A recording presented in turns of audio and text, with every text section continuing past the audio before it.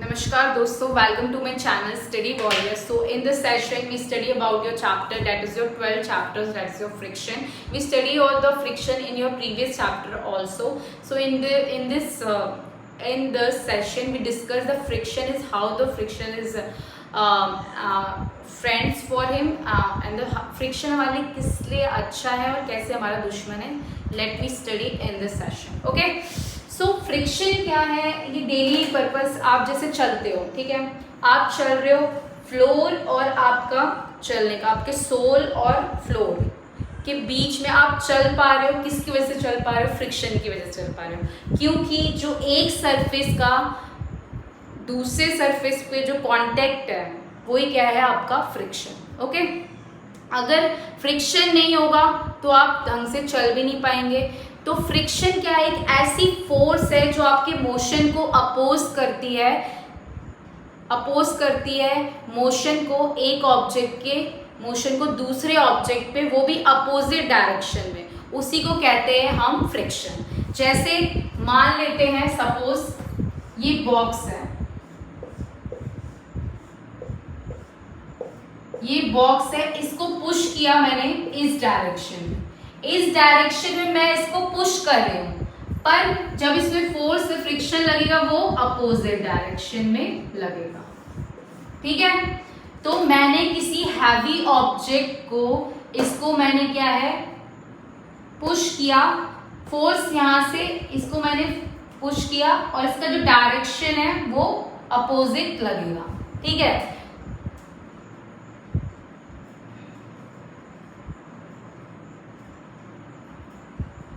तो फोर्स लगाई जो आपके अपोजिट डायरेक्शन में लगेगी. I hope you understand. तो अगर हम ऐसे ही में मान लेते एक बॉल है जो आपकी ग्राउंड पे कुछ टाइम बाद कुछ डिस्टेंस आपका ये कवर करके वापस उसी जगह पे स्टॉप हो जाएगी. तो ये भी किसकी वजह से होता है? फ्रिक्शन की वजह से होता है. जो बॉल आपकी ग्राउंड में है उसमें वो कुछ टाइम पे मूव करती है, फिर कुछ डिस्टेंस कवर करने के बाद स्टॉप हो जाती है. इसका मतलब क्या है? फोर्स लग रही है ग्राउंड पे मूविंग बॉल पे जो अपोज कर रही है मोशन, और स्टॉप हो जाती है. और जो मोशन लग रहा है बॉल का ग्राउंड पे वो भी क्या है? आपका फ्रिक्शन है. तो फ्रिक्शन क्या है? ऐसी force which oppose the motion of one object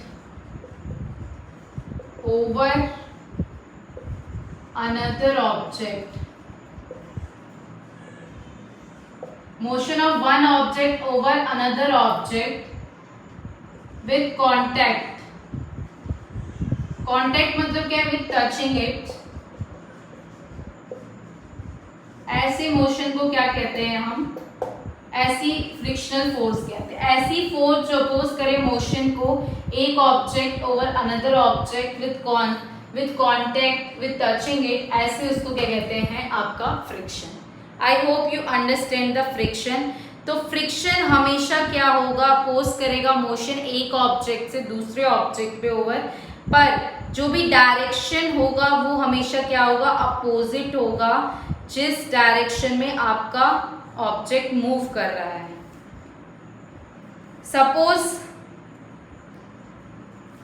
suppose ये आपकी बुक है, ये मैंने बुक मान ली, इसका मोशन इस साइड पे लग रहा है, मोशन इस साइड अपोज कर रहा है और फ्रिक्शन इस साइड में. तो हमेशा जो मोशन लग रहा है वो राइट साइड में है और जो फ्रिक्शन है वो कौन सी साइड में लग रही है? Force of friction left side में. ऐसे ही अगर मोशन आपका लेफ्ट साइड में लग रहा है तो फ्रिक्शन कौन सी साइड में होगा? राइट साइड में. Okay. I hope you understand. तो मैंने क्या बताया? मोशन ऑफ बुक लिया, इससे क्या पता चला कि फोर्स ऑफ फ्रिक्शन हमेशा क्या है? डायरेक्शन क्या होगा? मोशन का अपोजिट होगा. Direction is always opposite to the direction of a motion of an object. Okay. बात करते हैं, मैंने क्या बताया?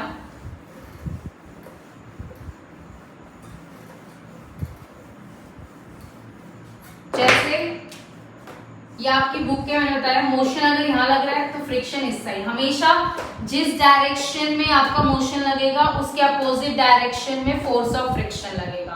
ठीक है, जैसे ये लेफ्ट साइड है तो यहाँ पे तो मोशन है और फोर्स ऑफ फ्रिक्शन आपका राइट साइड में लगेगा। ओके, हमेशा अपोजिट डायरेक्शन में लगेगा। अगर एक ही डायरेक्शन में लगेगा तो हम चल ही नहीं पाएंगे, वॉक करना ही पॉसिबल नहीं होगा।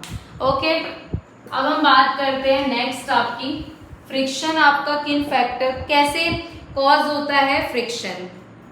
हर एक ऑब्जेक्ट जो होता है कैसे कॉज होता है आपका फ्रिक्शन।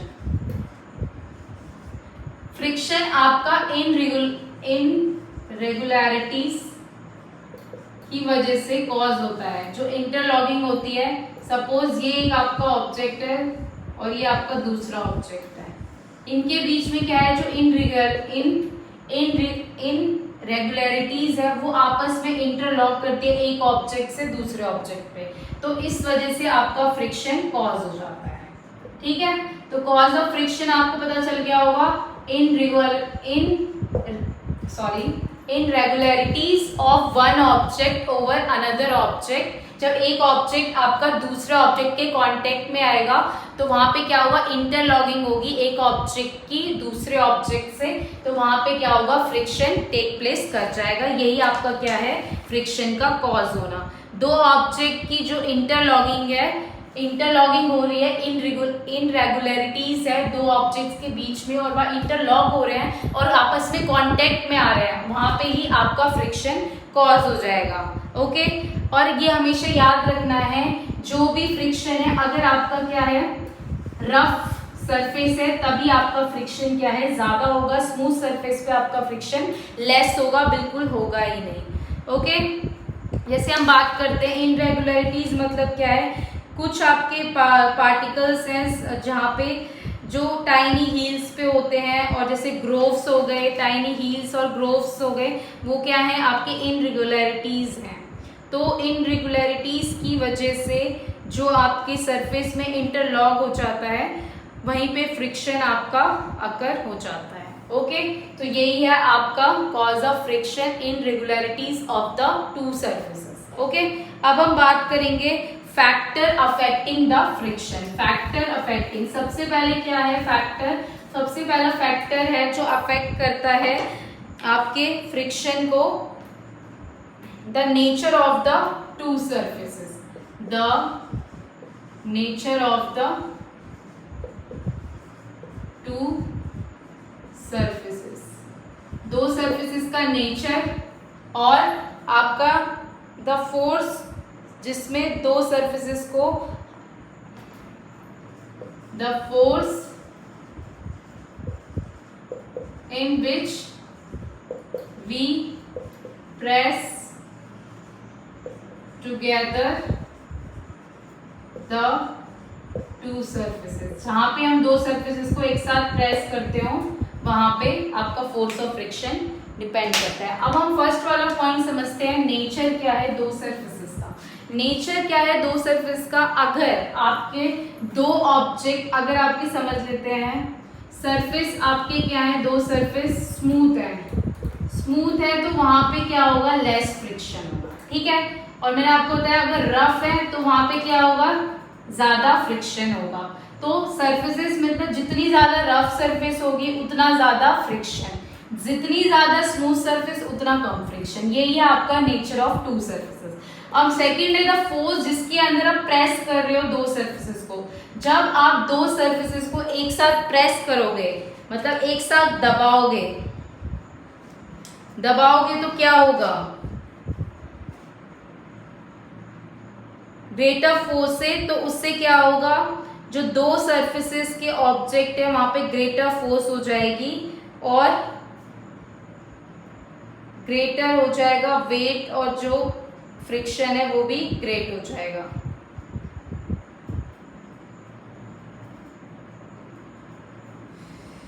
कैसे समझते हैं, अगर मैंने दो सरफेसेस हैं जो आपकी इनरेगुलरिटीज होनी चाहिए, आपस में इंटरलॉकिंग होनी चाहिए ऑब्जेक्ट में, दोनों सरफेसेस को मैंने अच्छे से दबाया, प्रेस किया, पर उसमें से एक सरफेस का जो ऑब्जेक्ट है उसका वेट ज्यादा है, तो वहां पे क्या होगा, फिर फ्रिक्शन इंक्रीज होगा।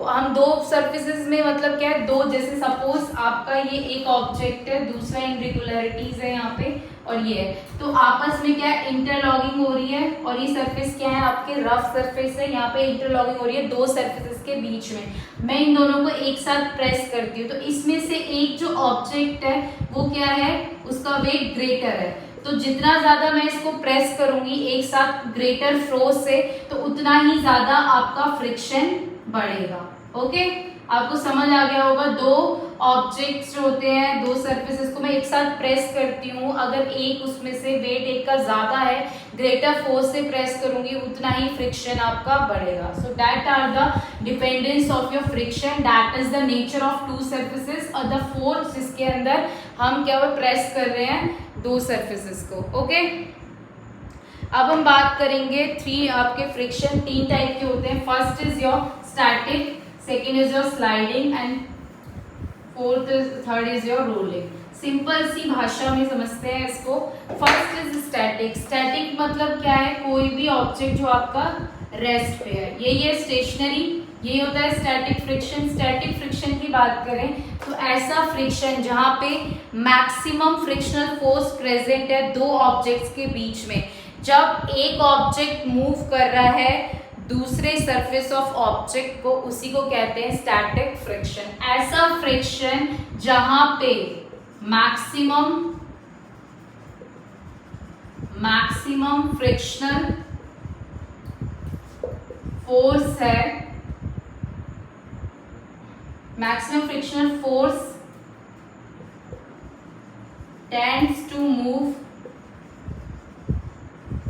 one object over the surface of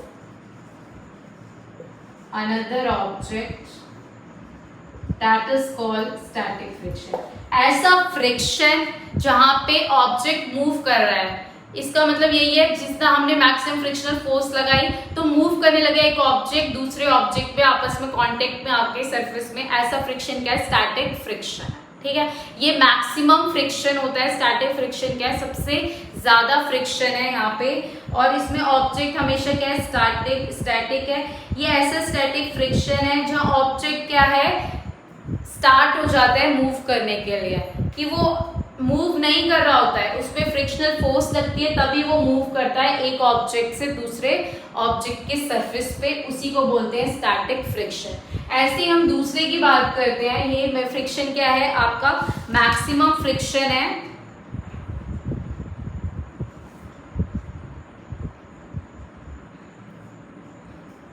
अब नेक्स्ट है स्लाइडिंग फ्रिक्शन। ऐसा फ्रिक्शनल फोर्स जो ऑब्जेक्ट को मूव कराए स्लोली और slightly over the surface of another object.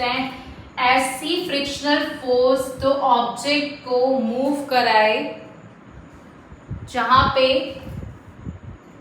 One object moves slightly over the another object, उसको कहेंगे स्लाइडिंग फ्रिक्शन। ऐसा फ्रिक्शन यहाँ पे एक ऑब्जेक्ट मूव कर रहा है, एक ऑब्जेक्ट आपका क्या है, मूव कर रहा है, स्लाइड कर रहा है दूसरे ऑब्जेक्ट पे, उसी को कहेंगे स्लाइडिंग फ्रिक्शन। और रोलिंग भी सेम ऐसा ही है, जब कोई ऑब्जेक्ट रोल कर रहा है दूसरे ऑब्जेक्ट पे, उसे कहेंगे आपका रोलिंग फ्रिक्शन। ठीक है, जैसे आपका रोलिंग फ्रिक्शन क्या है आपका, अब हम समझते हैं। स्लाइडिंग फ्रिक्शन आपका छोटा है स्टैटिक फ्रिक्शन से, क्योंकि स्लाइडिंग फ्रिक्शन क्यों है आपका स्टैटिक फ्रिक्शन से, कोई भी ऑब्जेक्ट क्या है बस ऑलरेडी स्टार्ट हुआ है, स्टार्ट मूविंग हुआ है, और इनरेगुलरिटीज क्या है, ज्यादा नहीं है,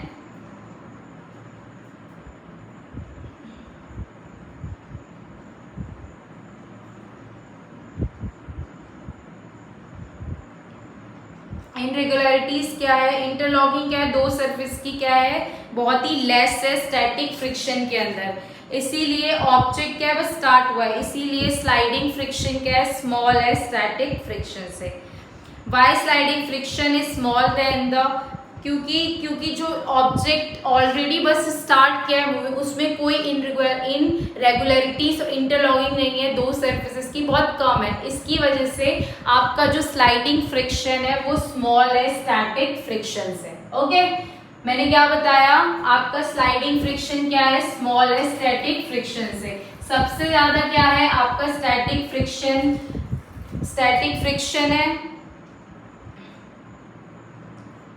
स्लाइडिंग फ्रिक्शन क्यों है स्मॉल स्टैटिक फ्रिक्शन से, क्योंकि जो इनइक्वालिटीज है सरफेस ऑफ दो ऑब्जेक्ट्स की इंटरलॉकिंग वो बहुत ज्यादा लेस है, इसकी वजह से स्लाइडिंग फ्रिक्शन स्मॉल है स्टैटिक फ्रिक्शन से। ओके, अब हम रोलिंग फ्रिक्शन की बात करें, ऐसा फ्रिक्शन जहां पे फ्रिक्शनल फोर्स क्या करे, एक ऑब्जेक्ट को रोल कराए दूसरे ऑब्जेक्ट है वो भी कांटेक्ट में with it, that is called your rolling friction. Okay, अब हम बात करेंगे रोल गोइंग और स्लाइड जो है। अब हम बात करेंगे रोलिंग क्या है, फ्रिक्शन लेस है आपका स्लाइडिंग फ्रिक्शन से। रोलिंग फ्रिक्शन क्या है आपका लेस है स्लाइडिंग फ्रिक्शन से। अब हम कैसे, रोलिंग फ्रिक्शन आपका कैसे स्मॉलर है स्लाइडिंग फ्रिक्शन से, क्योंकि हैवी मशीन्स क्या है इजीली मूव हो जाती है एक प्लेस से दूसरी प्लेस पे, क्योंकि उनमें क्या लगे होते हैं, रोलर्स लगे होते हैं, तो वो क्या करते हैं, रिड्यूस करते हैं फ्रिक्शन। तो इसकी वजह से आपका स्लाइडिंग फ्रिक्शन क्या है, इसीलिए क्या है स्लाइडिंग फ्रिक्शन ग्रेटर है आपका रोलिंग फ्रिक्शन से। जैसे हैवी मशीन्स में हम देखा होगा ऐसे रोल्स लगे होते हैं, जब हम उसको हैवी मशीन्स को आपका मैं इसको धक्का देती हूँ तो क्या होगा, तो ये इजीली मूव करेंगे आपका, इसमें ये जो बॉक्स लगे ये, तो इससे क्या होगा फ्रिक्शन रिड्यूस होगा, इसीलिए आपका रोलिंग फ्रिक्शन स्मॉल है स्लाइडिंग फ्रिक्शन से। जहां पे फ्रिक्शन आपका ज्यादा होगा वही क्या है आपका स्टैटिक फ्रिक्शन। उसके बाद सबसे ज्यादा किसमें है फ्रिक्शन ज्यादा, स्टैटिक, उसके बाद स्लाइडिंग और सबसे कम किसमें है, rolling. I hope you understand. Okay, क्योंकि इनरेगुलरिटीज इसमें तो लेस होती हैं और इनरेगुलरिटीज लेस की होने की वजह से स्लाइडिंग फ्रिक्शन छोटा है स्टैटिक फ्रिक्शन से। और रोलिंग फ्रिक्शंस का मैंने बताया कि हैवी मशीन्स को हम जब मूव करते हैं एक प्लेस से, वो भी ट्रॉली की वजह से जिसमें आपके क्या लगे रहते हैं, रोलर्स लगे होते हैं, तो वहां पे क्या होता है हैवी मशीन को इजीली हम ले जा सकते हैं, तो काइंड ऑफ व्हील्स होते हैं, तो ये व्हील्स क्या करते हैं, रिड्यूस करते हैं फ्रिक्शन, तो इजीली हम हैवी ऑब्जेक्ट्स को ले जा सकते हैं। So that is about your friction. अब हम नेक्स्ट लेक्चर में आपको पढ़ेंगे what are the advantages and disadvantage of friction, how we increase the friction and decrease the friction, okay, and the what is your fluid friction. Okay, thank you so much.